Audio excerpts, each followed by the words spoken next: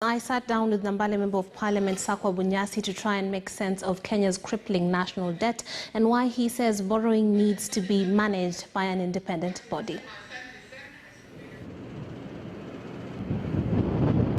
It goes without saying that the Kenyan economy is one of the most vibrant in the East African region and with the most potential.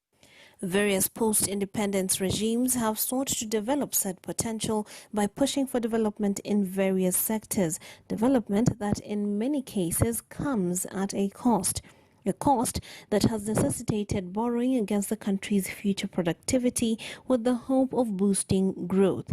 But how much is too much?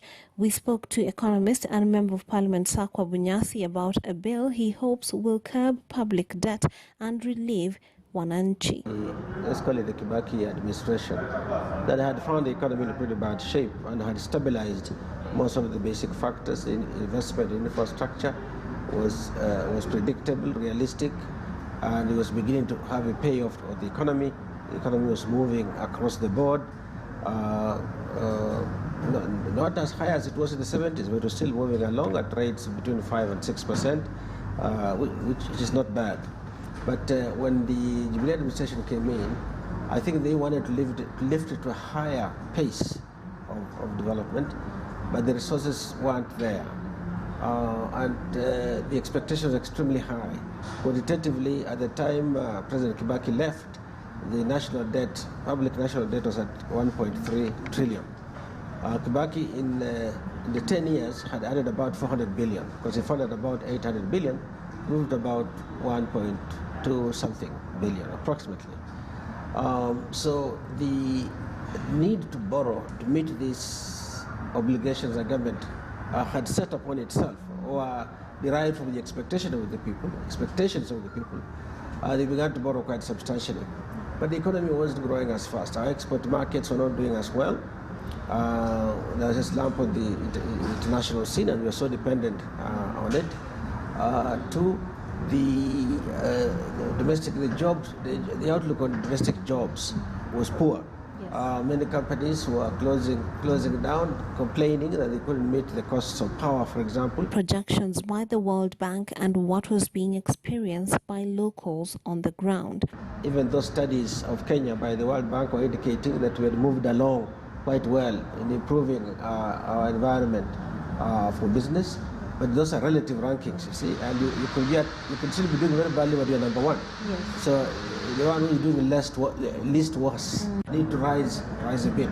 But sometimes the aggregates show that the economy is earning lots of money. It's grown. GDP measures the annual change in incomes of the country. It doesn't measure the value of the goods and services of the country, but just what was produced that year. In housing, say new construction, net new construction. In services being provided. These are things that are being valued. For wananchi to feel the impact of economic growth, what the politicians and other economists and other people seem to say is happening, it must translate into easy delivery of public services. They must be able to access their health services, for example. The transports, and they might be able to access transport services at costs that are not rising very rapidly. So issues like the cost of fuel and so on become important for them. They must be able to access food. If they're able to produce, in some areas, they're able to produce food on their own. And if the food production costs are stable or coming down, they will feel that, yes, I'm better off this year than I was the previous year.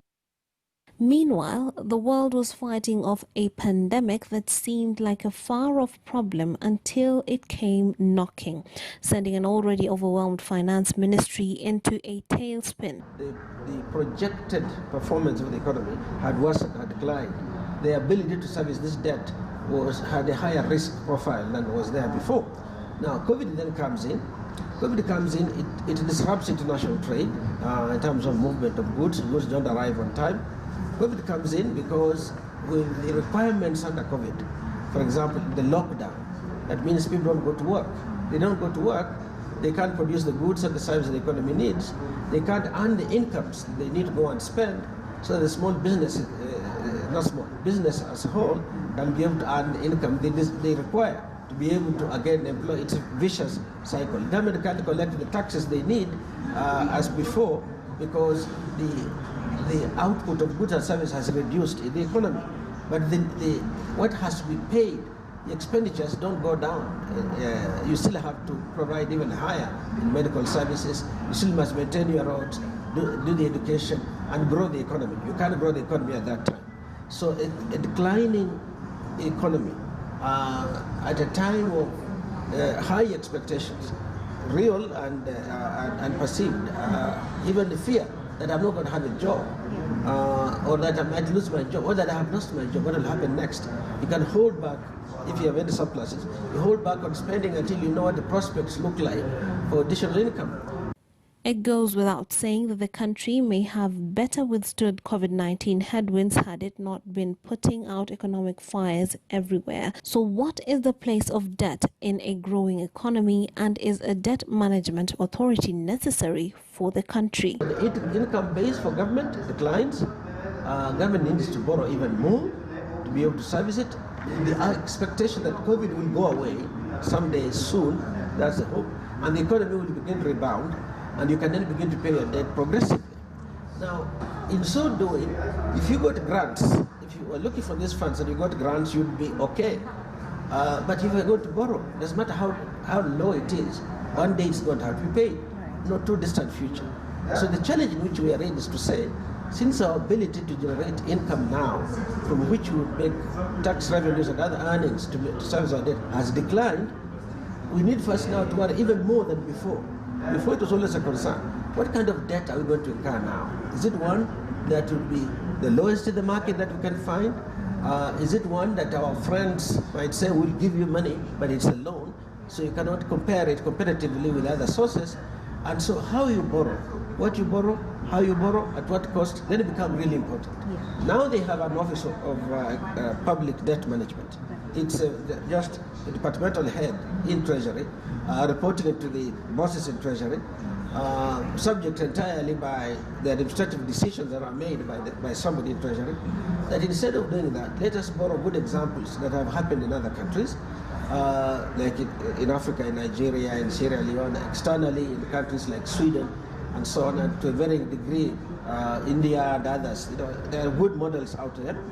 That let us externalize this management of the debt services, so that we have an agency that's autonomous and fairly independent, actually independent, under the law, that reports. It will report to Treasury, it will brief Treasury, and I'll explain how. It also reports to Parliament and others who do oversight. It will determine, given the performance of our economy and what needs to be done, and therefore what borrowing might emanate from it, it will do these calculations and say, yes, we need X amount, and if you have X amount, we'll be able to buy the goods and services the economy needs to grow at the projection that you have set.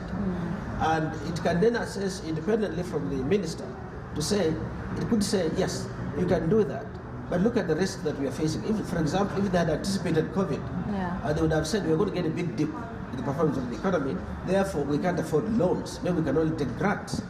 Or if you take loans, let us take very long-term loans of the type that are given by multilateral agencies like the World Bank, African Bank, others, and some bilateral agencies as well, that give loans where you may get even 10 years of grace period and 20 years of repayment and so on. And we're paying so little that probably the economy has enough time to recover and pick it. For some, financial reprieve has come in the form of less strict anti-COVID measures, opening up business opportunities and injecting new life to local economies.